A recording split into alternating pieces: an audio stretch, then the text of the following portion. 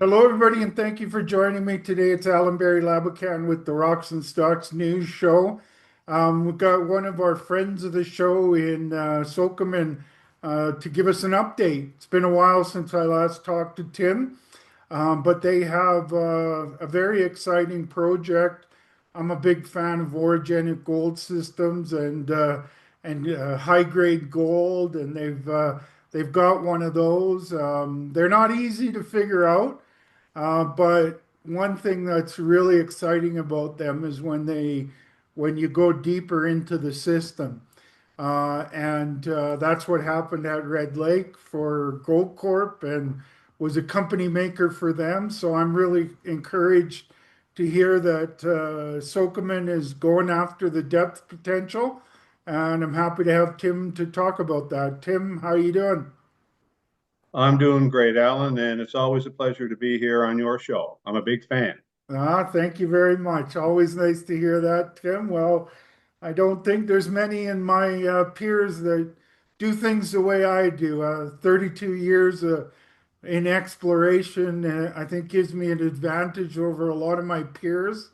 And because I understand the rocks and I understand the exploration process and especially in orogenic gold systems. So really excited about this news that you guys are going to go after the depth potential.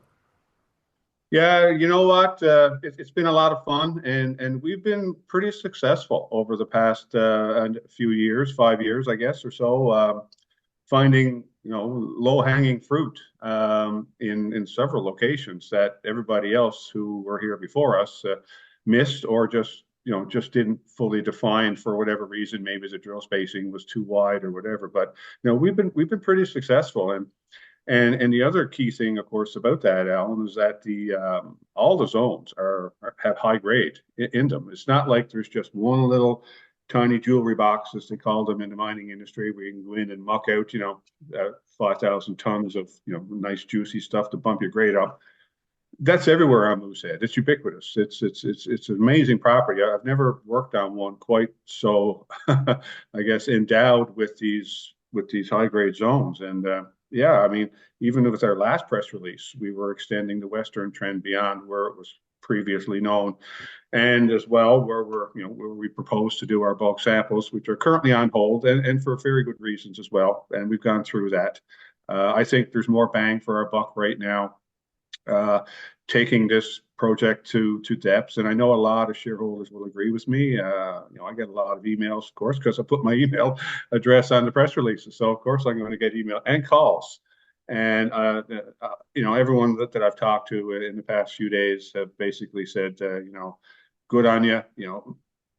As Neil Young would say, better to burn out than fade away, sort of thing. Not that we're going to fade away or burn out, but that's probably a poor analogy. But Analogy. anyway, but Well, as you're describing that, Tim, it reminds me a lot of the history of Red Lake and Fosterville. Both of those were struggling mines when they were focusing on the near surface. There was lots of gold, but hanging together into something that you could mine didn't really get exciting at Fosterville till they got down to about 700 or 800 meters. And even deeper in Red Lake, at about 1,000 meters, was where Goldcorp started hitting the super high grade bonanza part of the system that hung together.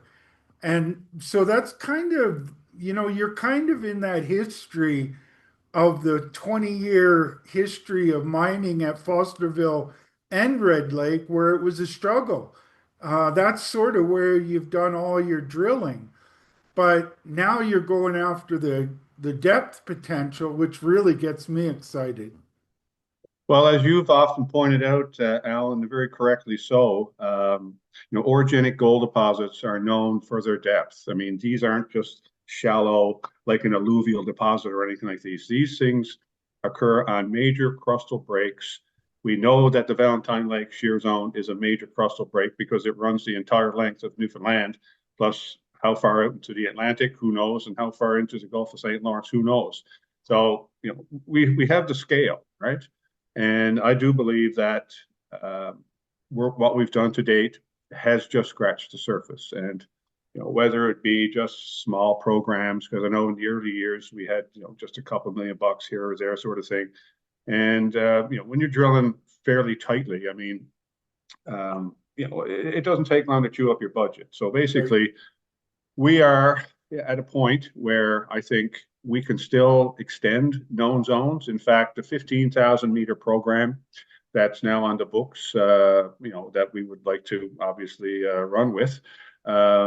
A part of that is to start just 3 holes down, basically 1,000-meter downhole length, with target depths anywhere from 600 to 700 meters, sort of vertically below surface, which is approximately twice as deep as we've been before. So I see no reason why these zones can't be down there. But because of their not helter-skelter nature, but as you know, these orogenic, high-grade veins are, a bit gnarly. They can cross-cut, they can be faulted off and moved even a few meters. You'll miss them, right? So I mean, Yep. as we've seen from many holes we've drilled at surface to date at Moosehead. So we've targeted a couple of areas, and if I may, I'm just going to pull up As you're a doing couple of. that, Tim, I just wanted to, for my non-geologist viewers, in these orogenic gold systems, you need a few characteristics. One of them is the age of the rock. You need these really old rocks, Archean rocks, and that's one characteristic. Another is that you need these cracks in the earth that are your conduits for the gold bearing fluids to make their way up. They're the path of least resistance, or I like to call them cracks in the earth. And so Tim was talking about the big crack, which is the Valentine Shear. That goes, by the way, we'll talk about this not too far from now, but it goes right up to where the new Valentine Lake mine is. We can get into that later, but so these big cracks are important because orogenic gold systems have very deep roots in them. Where the pressure and the temperature is ideal to have the gold and make its way up through the cracks can be down 10,000 meters or so. And so the cracks are very important, not only the big one, but the secondary as you get close to surface. And then, of course, the most important characteristic is high grade gold. And so we know all of those things are at Moosehead. We know that it's got the old rocks, it's got the big crack, it's got the secondary cracks, if you will. And we know that there's high grade gold there, high grade to bonanza grade gold there. Now you're trying to figure out where to go, but what is up at surface or within 300 meters can give you some guides as to where to drill deeper into the system. And you never know with Absolutely. these. What's that? You need to enable me to share screen, Oh, Alan. yes, sorry. Yep, no Uh, worries. We'll get there. Here you go. Now you can do it, Tim. So they're near surface, and there's a lot of widespread high grade gold on this system. And so that helps them to target deeper. And so now Tim's got some maps up there that I can see, and you can see these black lines that show the cracks, if you will, and Yes. where the zones are, and that can help them to target deeper. Yes, exactly.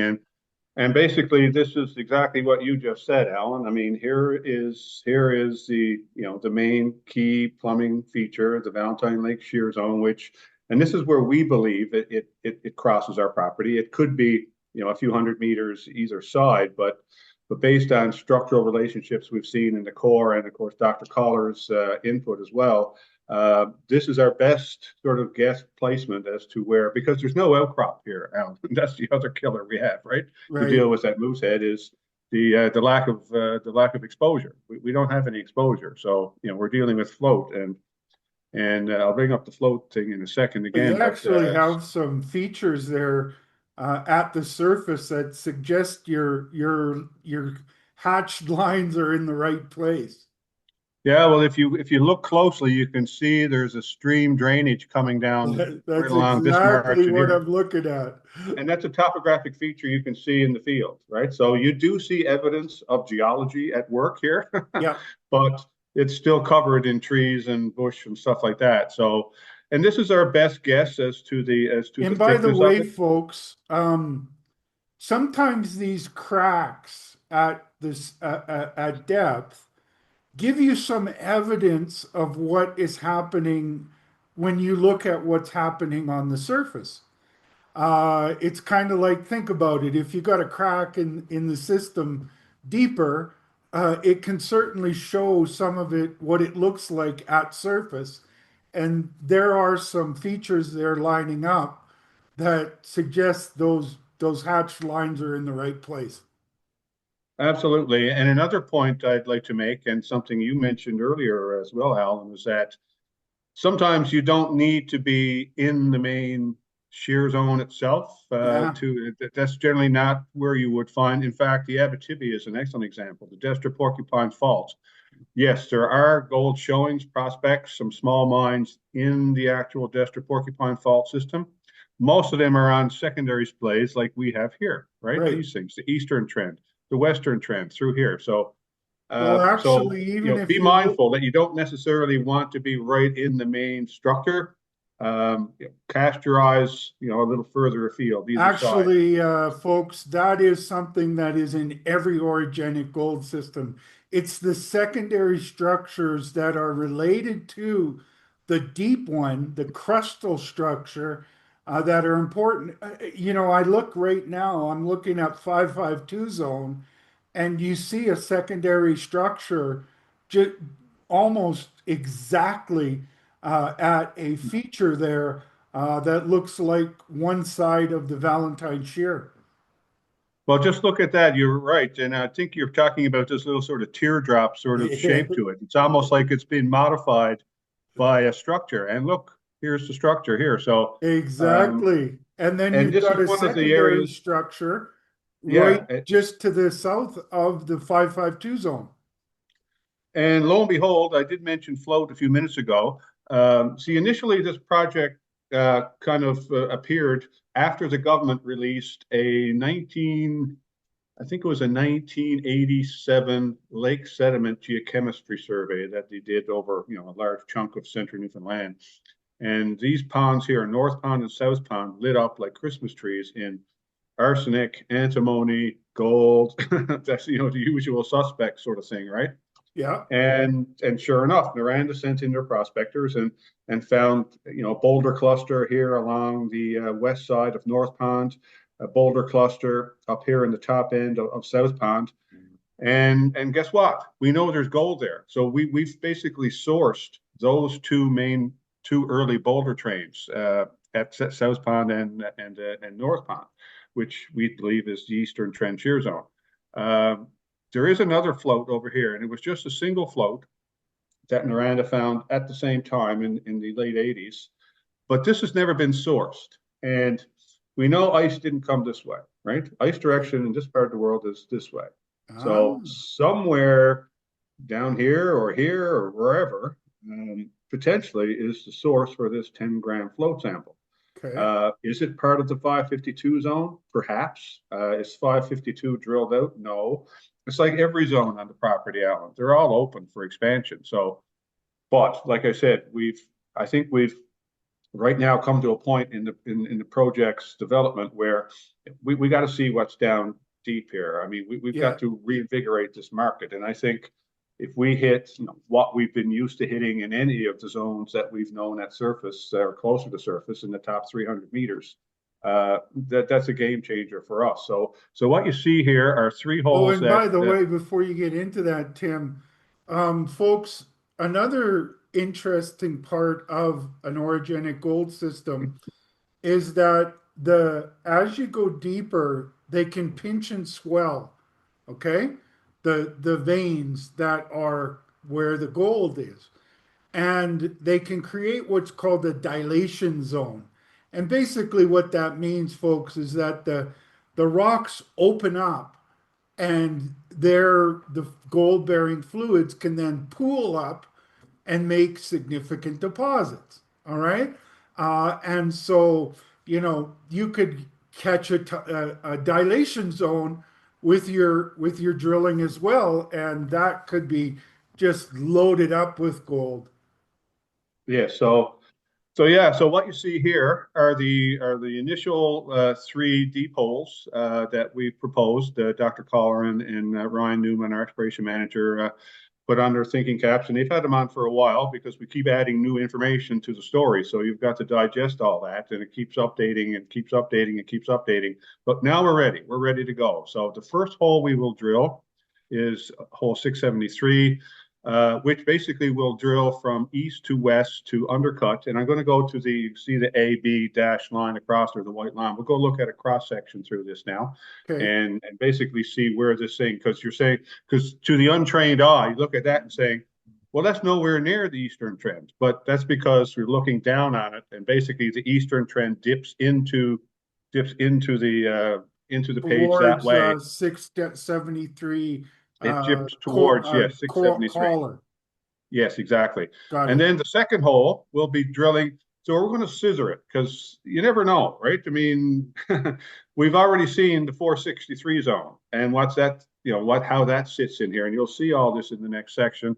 And Okay. then the third hole we've got proposed is kind of contingent on what 673 and 674 get, Yep. but it will be a second cut because Alan, there's absolutely no drilling out here. We don't know what we're going to get out here. We could get more low-hanging fruit, which wouldn't be a bad, plan B sort of thing, on top of the potential to get something down 600, 700 meters vertically below surface. And I think that's, so let's just move on to the next slide here. So here we go. So just back up. So we're going to look at a section across here, A to B.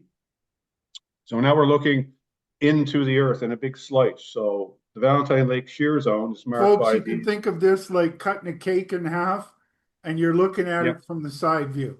exactly. So for reference, again, here's the Valentine Lake Shear Zone. And again, we're going to color it on what we believe is the opposite side of the shear zone because we want to cut through the shear zone in its entirety to see what else it has in it. We know the 552 zone sits in it. We know that there's float boulder sitting at surface, and that float boulder would be somewhere around here. And of course, the 552 zone is in here. And what else we can get? But here's the real prize, obviously, is the eastern trend coming down. And this is Dr. Collar's work here. He's put together these, obviously we don't have drill information down here. So a lot of this is just based on interpreting downwards from Yep. what we know. Here's our depth limit of drilling right here, this dashed line. So we have not been below here. Okay. And so what these holes are designed to do, obviously, is to extend that down to depth. That's the 750. So anywhere from 650, to say 700 meters vertically is kind of the target area for intersecting more of the eastern trend. Tim, what Hole are those 670. yellow Yeah. ribbons? Those are geological sort of units that we've kind of picked out. There aren't a lot of good marker horizons in here, Alan, but every now and then we'll get a zone of either a coarser grain sediment or something that we can trace. The rocks are very monotonous here. You get fine grain sediments and you get mafic dikes. And that's about the two main rock types you get here. And of Okay. course, quartz veins with gold in them, hopefully. But anyway, so that's what these things I are. But noticed that they're folded, Tim, and the folding can also play a role in gold deposition in an orogenic gold system. oh, absolutely. And in fact, the structural regime that's been recognized at the few bits of information we can get from the drilling in terms of structure, as well as regional things just off the edges of the property, show that this thing is very tightly folded in this kind of a chevron sort of matter like this. And that's Okay. exactly the same setting at Fosterville. It's exactly the same thing. And that you get the veins then as they get so tight that they just break. And suddenly in the plane of these holes, say in this area here, or in this area here, or here, wherever you get this break, this sudden snap, that's where your veins come in. And here's where the 463 zone sits in. That Okay. was one of our best holes. In fact, I think it was 39 meters of 10 grams or 10 meters of 40 grams, as Mr. Sprott would prefer I say, because he's a big fan of high grade. He said, Uh-huh. don't Me show me too, the 10 Tim. gram stuff. Show me the 40-gram stuff, man. There Come you on, go. smarten up. anyway, so this is where the 463 zone would come in. And so we do believe that the eastern trend and the western trend do coalesce somewhere at depth. And the 463 zone, which is this section in here, is almost at 90 degrees to it. So we weren't expecting to see it. And that's why we kind of drilled down it a little bit, because the hole that actually hit this was drilled from this direction here. So it kind of came down Uh-huh. this way. So now we're going to be back in the footwall here looking for more 463 zones that could be, additional feeders to the western trend. And again, Alan, I mean, there's no drilling out here. So what could we get out here? On Huh. top of, potentially extending the 463 zone, doubling its length, basically. I mean, that would be magic for And of me. course, you'll be watching the drill hole very closely for alteration and other indicators as you get deeper so that you can decide, do you keep going on either of those holes? Yes, and we'll also be looking for and I mentioned the mafic dikes a bit earlier, Alan. In fact, that's what these green things are. Hmm. They are very closely associated with gold in many instances on this property. And because they're occupying the same features that the high grade quartz veins are. In fact, oftentimes we'll get a quartz vein developed on the margins of a dike in contact with the sediments. Sometimes we'll see it just into the sediments So the outside of the dike could dike. have come in first. Think of it like a ditch, folks. The ditch could have come in first, and right at the edge of the ditch, the quartz vein comes in second. Is that Yes. right, Now Tim? we do see pre and post mineral dikes. So it looked like it was a bit of a longer lived Oh, so event it than. could be the other way around. Yeah, could be the other way around too. But which is good, because that means that the heat and the fluids are were active longer than just a short period, which could limit the size of anything, right? I mean, to me, that's a good thing, right? To see Okay. dikes like that's your heat source. So, Okay. and again, we've got the big Mount Peyton intrusive suite between us and Newfound, and is that the engine that's driving all of this gold around? Who knows? That would be a bit further to the east here, off the map here a bit, probably another half a kilometer or so. You get over towards the Mount Peyton, and it's a big igneous body in central Newfoundland, and separates basically the Newfound ground to our ground from our ground. So yeah, so there's the first two holes. It was a coin toss basically to see which one we'd go with first, and we decided that, well, let's just make a run through the Valentine Lake Shear Zone just to see what we get. Yeah, you go And through both sides of it and yeah, right through the whole thing. yeah, yeah. And that So can give you a better idea of what you're actually looking at instead yes, of interpretation. yes. Okay, good. So Wow, there we go. And of course, you see these structures just continuing on to depth, right? I I mean, do. I do. we that's only 750 meters, Alan. I mean, we know these zones, these structures go much deeper than that. I mean, Absolutely. how deep? Well, you'd almost, I don't know, but I would dare say several Thousands of meters. thousands, several kilometers for sure. Yeah. So Those are lots of room, crustal, folks, those lots of are room to called drag up some crustal gold. cracks or crustal faults or crustal structures. And they Yes. go very, very deep in these old rocks. Yeah. Yeah. So let's just go back up to the surface again here now, and just have a look at it again. So now that we've seen it in 3D, so this hole here is drilling towards here because all of these zones are dipping this way Got it. towards it. So, and that's the idea behind, setting it up so far back. Plus the added bonus of testing what the heck is out here, what the heck is in here, where did this boulder come from, um, and it's not a rounded boulder either, so it hasn't come very far. So, but it has not been sourced because we Hmm. know that the mineralogy here is different. This is a bit of pyrite with the gold, whereas Hmm. over here, almost every one of our zones has gold with the antimony, and we don't see the antimony in that boulder. Wow. So it is different. So it's not from over here pushed over that way. Well, So Tim, I always harken back to Red Lake and Fosterville because it took 20 years to find the bonanza zones in both of those systems. And you guys have been at it for 5 years and you've been focused in the first 300 meters of the surface. I'm really because we kept excited. finding because we kept finding gold, Alan. I understand totally. And that's the same situation at Red Lake and at Fosterville. They were mining gold, high grade gold for 20 years. And then they found the bonanza.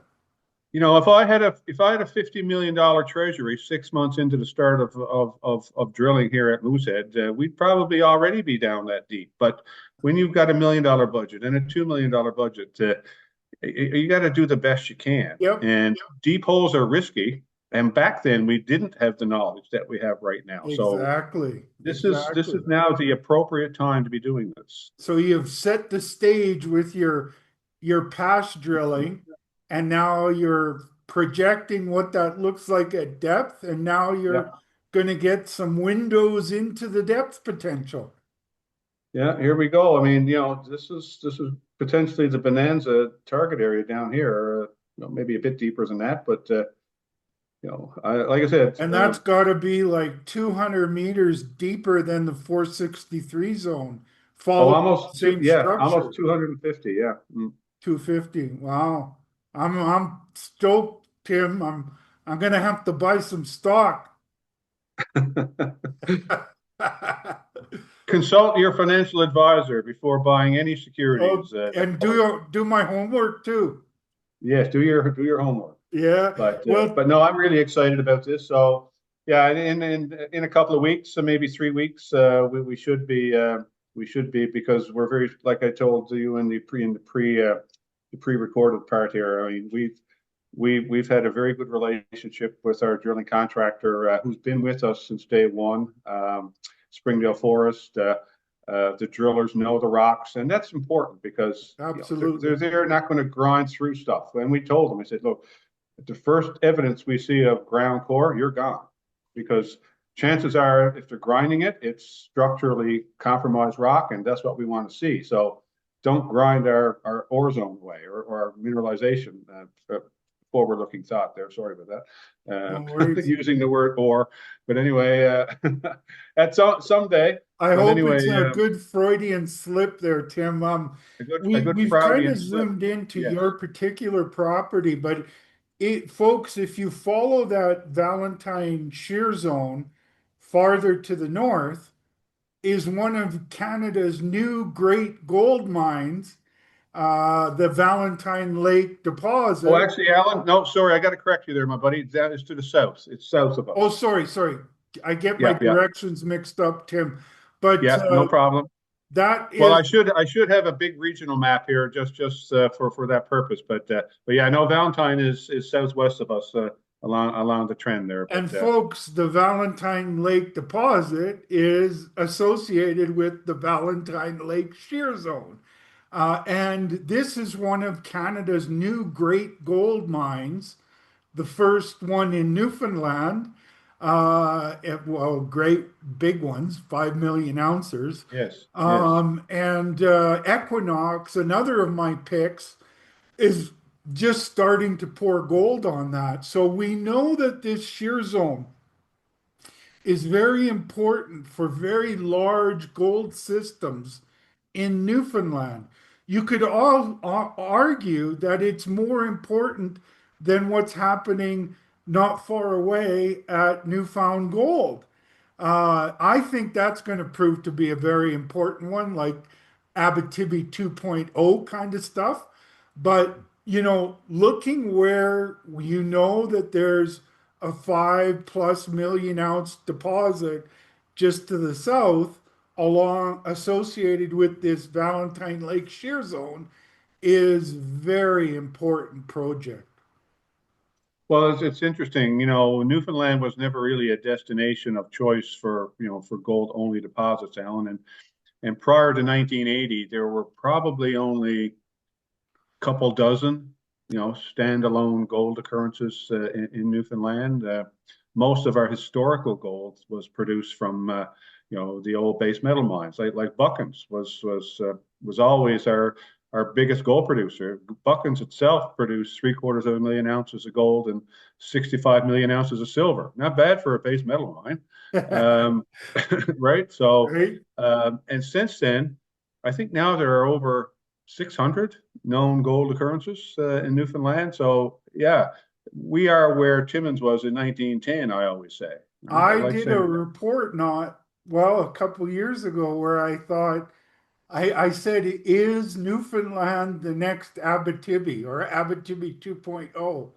And if it is, they've been finding and mining gold in the Abitibi for over 100 years, folks. And this is really, even if you look at Newfound Gold, even you look at the Valentine Lake mine, you're just getting started here, folks. And this is a really important piece of ground that Sokoman has. And I'm really excited about this drilling, Tim. Deeper. Yeah, Go no, deep, me young too. man. And no, no, me too. I think again, we've been here a few years, yes, and but I think now is the time for this deep program to basically reignite the fire that we started here in 2018. Well, you And won't be the first one to take a years to be an overnight success, Tim.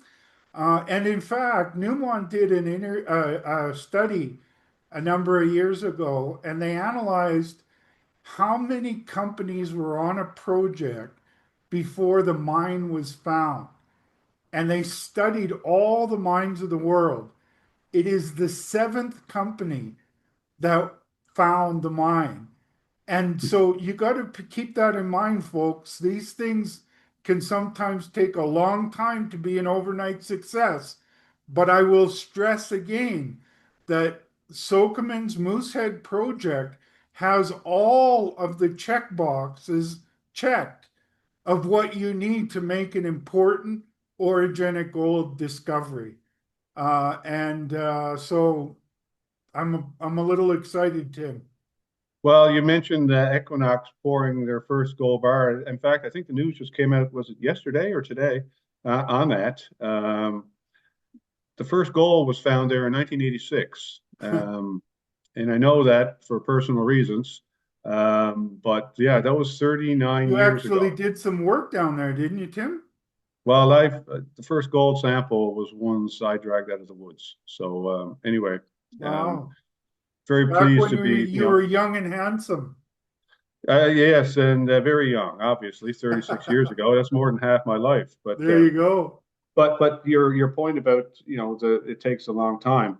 That's a classic example. I mean, gold was first discovered there in 1986, the summer of 1986, and how many companies? Let's see. Well, it started with BP, and then it went to Noranda, and then it went to, I think, Mountain Lake had it for a while, and then it was Marathon, and then it was Caliber.